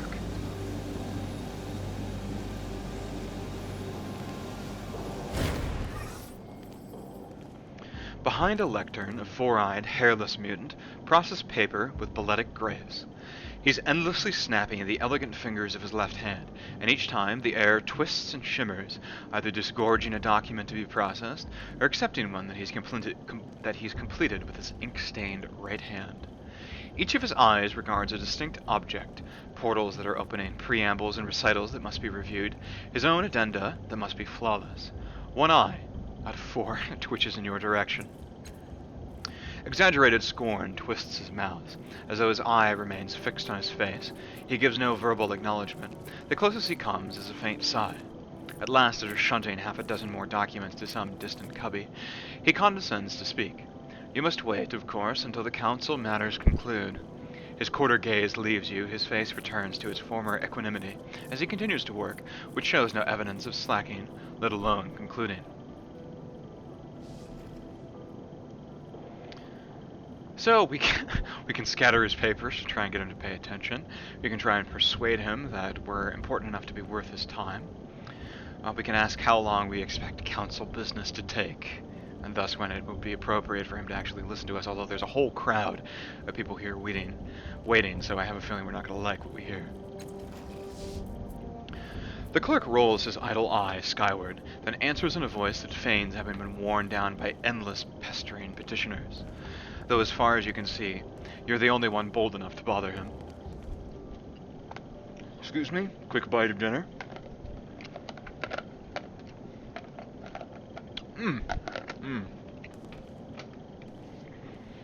Homemade samosas, delicious. And good for roleplay, if I say so myself. Gotta keep the synapses firing. Okay. Where were we? Consider in so vast a city what ordinances must be registered, contracts memorialized, indictments docketed, discoveries catalogued, edicts promulgated, memoranda routed, applications processed, permits issued, titles recorded. From such consideration, you may draw your own conclusions. So the man is quite self-important. I wonder if that's something we can use. He's been described as a mutant, but he seems to have a somewhat important position here, from which we can draw a couple of theories. One, that the city doesn't have the sort of bias towards mutants that you might expect in other games. Another, that it does have the sort of bias towards mutants, but this guy is so good at his job that he's sort of been put out here by the council, being given I think what might ordinarily be registered as somewhat thankless work, but he happens to be very good at it, and enjoys the feeling of self-importance that he receives. So, I assure you that my matters are important enough to be worth a moment of your time. And we're going to use our Diplomancer here. We do have the opportunity to intimidate and do other things if this fails. I have the feeling we're going to be able to get his attention somehow, some way. So let's not spend a point and just go with the 60%. And we succeed. The clerk conveys his personal regard for the importance of your matters with a long, loud sigh. But he focuses one of his eyes on you and replies, "Very well, very well. Let's weigh the worth of your need, shall we? What is it that you want?" "I'd like to talk about paperwork."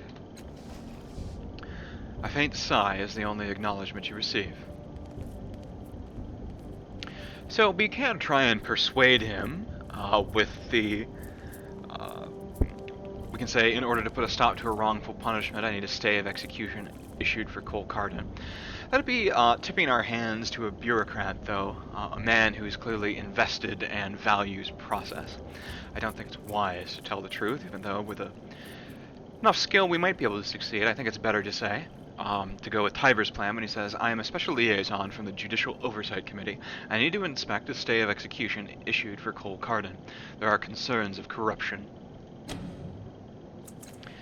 And we're going to use our Diplomancer here. I think it's important that this one succeeds, since the other ones seem to have a lesser chance. So I will go ahead and spend a point, raise our odds to 80. The clerk hesitates a moment, then shrugs. It happens that the letter was consigned to destruction by year's end, anyway, given the confirmation of Cardin's demise. With a snap of his fingers, the letter appears, and he looks it over. Yes, here we are. Quite the criminal he was, and no slouch in treason. But who am I to question the clemency of our peerless counsel? He hands it to you with a slight sniff. Let me check it for errors, Tiber snaps, with an angry look at the clerk. Of course I shouldn't have to, but we wouldn't be here today if a mistake hadn't been made by someone in a position of authority. Letter of pardon. The paper is old and looks like it's passed through many hands, but it is certainly legitimate. Here, we're doing this here. That might raise suspicion. Why you're provoking it might also raise suspicion. So let's say, you delightful maniac. Tiber chuckles low in his chest. I think we're going to get along well, you and I. You feel him writing something on the document, presumably Reese's name, before slipping it into your pouch and giving a polite little cough to catch the council clerk's attention. Everything appears to be in order, he says, mouth set in a stern line. I meant no offense, of course. Making a note. The clerk turns a single angry eye Tiber's way. Of course I understand, his voice says, shaking. The eye moves to you. Do you have any other matters to discuss? I'm quite busy today. I'm kind of tempted to annoy him. I think we're going to get mostly circumspect or boring answers to our questions, but he's the only member who's anywhere near the council we can speak to, so let's ask. What exactly is the council, and how does it govern Sega's Cliffs? The clerk sniffs. Paper governs Sega's Cliffs. Paper allows the few to rule over the many. Paper allows the many to organize into a single whole. Authority relies and dictates, compacts, agenda, the means by which thoughts are refined, disseminated, and preserved. In a calmer voice he adds, of course the council has a part as well. Each of the great slave families sends a representative, and they dicker and bicker until they form the will embodied in paper. And I am their clerk. Who are you, and what exactly are you doing with all those papers? I am neither a tourist attraction nor a docent, he sniffs, but the irritation in his voice is only a thin disguise for the obvious pleasure he takes in your interest. He elaborates, I am the council clerk, and unto me falls the responsibility of directing the fate of every official document in Sega's Cliffs. His tone becomes wholly boastful as he continues, I am the mind that channels the blind, nervous impulses of the city, and turns it into muscular action. He preens, adding a certain flair to his routing of the paperwork. Nature, of course, provides every being with its proper niche, and here my power to bend space, my divisible vision, and my unerring integrity allow me to carry out a task no other in the ninth world could possibly undertake.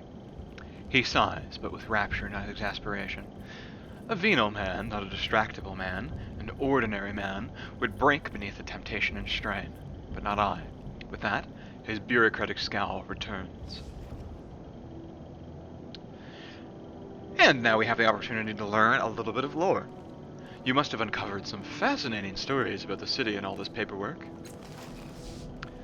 Naturally, the clerk replies, but for a moment, notions of privacy and probity keep him quiet. Then one of his eyes flicks your direction, and you can see he's avid to indulge the twin pleasures of the voyeur and the gossip. There's this from an ambassador sent to the Steadfast.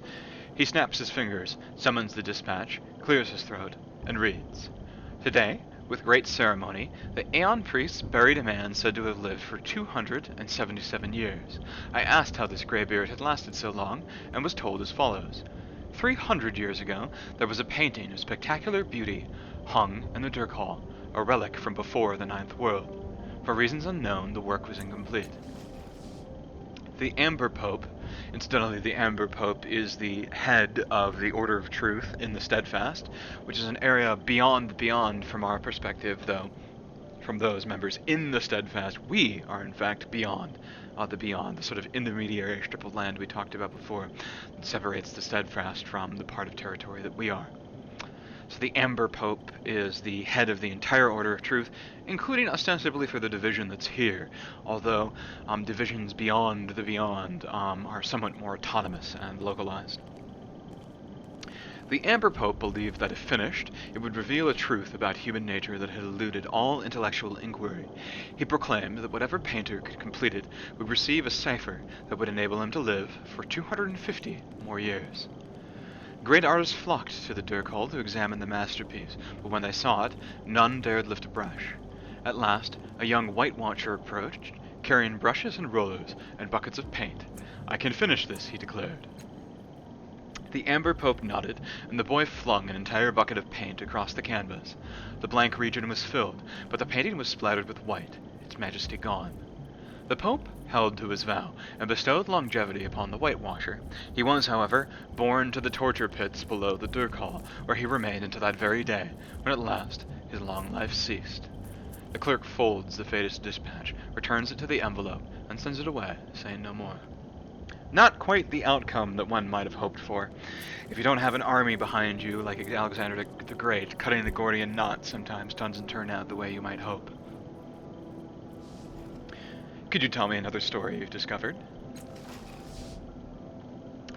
After Chila tore down the old ruling families, there was a time when the council stripped the euphemisms from its ledgers, and one sees such and such paid for racking a nobleman till he gives up his stash of shins, and such to settle the claims of mothers bereft of their children by rampaging mobs. He pauses. One can debate whether this is shamelessness or transparency, but it has yielded an entry of terse brilliance, a sum allotted for, quote, the assassin to dispose of said whale. He smirks. In a less literal age, said whale might have been the spendthrift scion of a mercantile clan or a contessa of grand scale, but not here. These were funds requisitioned to assassinate a whale, no more, no less. The eye regards you, twinkles with delight, and best of all, it seems the mission failed. One wonders, how does an assassin miss a whale? I think the third would be the last story, but I love this little bit of exposition. The stories are actually quite good despite the long-winded nature of the teller. So let's ask for one last story. Red ink, the clerk declares. For century, the council's amanuensis would record the council's commentary on proposed legislation with red ink. Then the draft law would be returned to the solicitors in the basement of the council tower to frame anew. He plucks an example from the air, a regulation concerning the stabling of a name. You see, he says. He sends it back from whence it came. And then, abruptly, the annotations are in blue ink. An eye stares at you. Why? He asks, rhetorically. One finds in the criminal docket an entry concerning a solicitor executed for, quote, a waste of official resources, to wit, 8,216 liters of red ink. Drowning was the sentence. The clerk shrugs. I suppose he was not drowned in red ink. He snaps his fingers and produces a thick sheaf of papers, which he thumbs through like a deck of cards. Each is covered in red revisions, draft after draft after draft. It seems he could never get it quite right. The clerk looks at you and smiles, so no more red ink. So the guy was executed for too many revisions and not doing his job. And we have someone here who seems to be uniquely suited to performing it. He's not intimidated by the past and the fact that someone was executed for not being able to perform their function without too many revisions. It tells us something a little bit about the culture of the place, though, or perhaps, at least, the culture as it once was. I have the forged letter. The signatures appear legitimate and the language is impressively official. You're no expert, but it looks like a believable forgery. Let's get going. The clerk gives no acknowledgement that he heard, and merely continues with his work. We have the document that we need, so let's return to Circus Minor.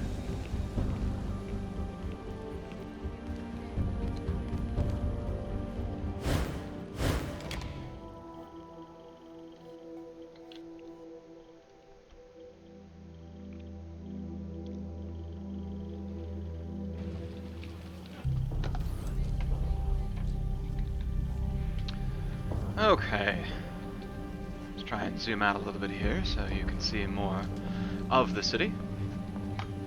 And here we go. All right. Going to have to talk to you Yeen again, I suspect. And this is quite risky. Yes. The forgery looks convincing and we have the badge of office. We have no reason to expect that Yeen will recognize us. So I'm going to quick save before I speak to him.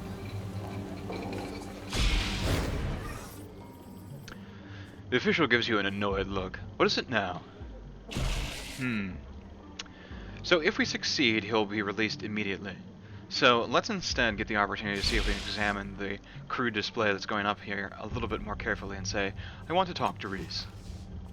He snorts. Impossible. No one speaks to the condemned. It's against the rules.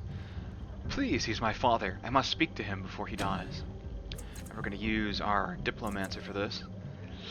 I think if we fail on this, we won't have another opportunity, so I'll go ahead and spend a point. Ah, drat. So we're going to miss out. You didn't encounter much if you would have succeeded. It's a totally random chance, by the way, whether or not you do succeed on a roll like that. You get an opportunity to see more nonsense, and you get a chance to observe the sort of creature of entrails a little bit more closely, as well as talk to the Dendra Ohur. But we'll get another opportunity to talk to the Dendra Ohur later. This man has a full pardon. Release him immediately. Making a note. He scowls at you. You were here before and you didn't have that badge. Do you work for the city or not? I was undercover before, testing you. You did very well. But now I want this man released. Immediately. 70% without spending a point. Let's give it a shot. He gives you a skeptical glance, then looks over the stay of execution, paying close attention to the signature. Finally, he shrugs. Fine. One moment. He turns and calls to the levies. Unmake the death of the condemned and set him free. He is pardoned.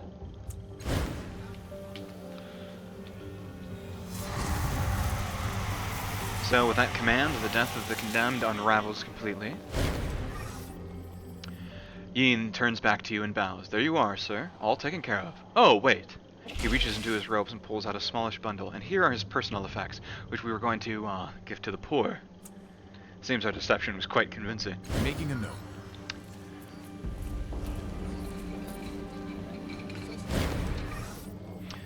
As the levies march off and the crowd disperses, Reese steadies himself, not quite recovered from his ordeal. Finally, he raises his head and focuses on you. If you're the one who got me out of this nightmare, thank you. But where's that? His eyes settle on Tiber. There you are, you slippery bastard. Now where's the money? If I went through that hell for nothing, all. The bastard let me out to dry. I know it. Reese chokes with emotion. A whole day, Tiber. I spilled my guts up there for a whole day. Presumably that would this dialogue would have changed depending on how long you waited to complete the quest. Tiber steps back, spreading his hands.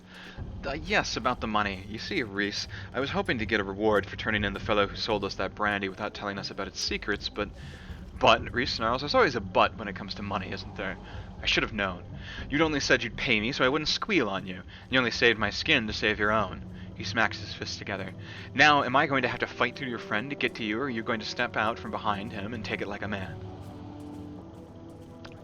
So we can tell them to work it out themselves, but Tiber is going to be a continued companion of the party. I don't believe that there's anything like a straight numeric faction, like points of it in the way that Dragon Age had, but I don't want to alienate him. We can say farewell to both of you, and we can say calm down. Reese, tell it from the beginning.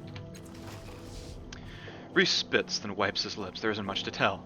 Captain Silvertongue here talked me into a dirty job, then disappeared like an abacus and left me holding the bag when it all went sour. Oh, Reese, says Tiber, can you blame me for running when I had the chance? You would have done the same. And besides, if I hadn't, we would have both been sentenced to die, with no one to free either of us. So you can see where this conflict came to. Tiber is telling the truth. Lucky that, if my tattooed friend hadn't come along, we'd both have been executed in any case. So, Reese, I think, is actually absolutely right in terms of what he suspects about Tiber.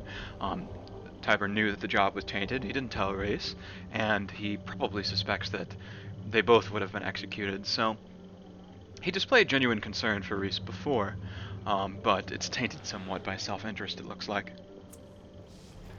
Reese stabs a finger in Tiber's face. You only wanted to free me because you knew you'd be next on the block once the Devourer ate me. Ah, yes. Right. Discover the accomplices. I'm with Reese on this, Tiber. You should make amends to him. He's the one who suffered here. That's right, Reese snarls. And can you start by giving me my share of the spoils?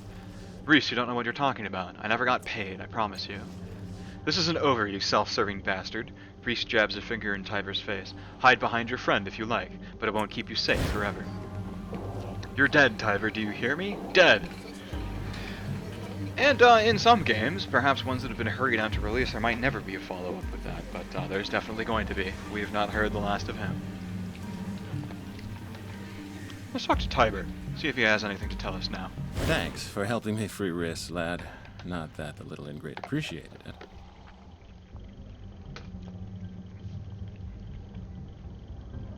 Do you think he will make good on his threats? Should we be watching our backs? I wouldn't worry about it, he says, chuckling. Reese doesn't have as many friends as he thinks he does. I was practically the only one. Unless he makes friends of my enemies, best not to think about it. Won't happen. So was it like Reese said, you only freed him so that you wouldn't be implicated?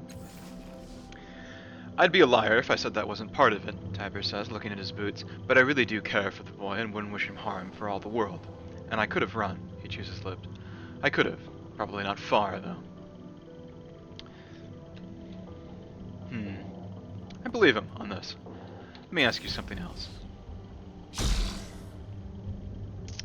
I think we'll get the opportunity to learn more about Tiber's backstory later. So that is the first quest complete. We got 45 experience points for our troubles and a new permanent companion. We've been going for, let's see, 1 minute and 54 seconds. I have some other things to do, it being the middle of the week and all. But if we're lucky, we'll get the opportunity to continue tomorrow. So go ahead and turn in then. Thank you for watching, and take care.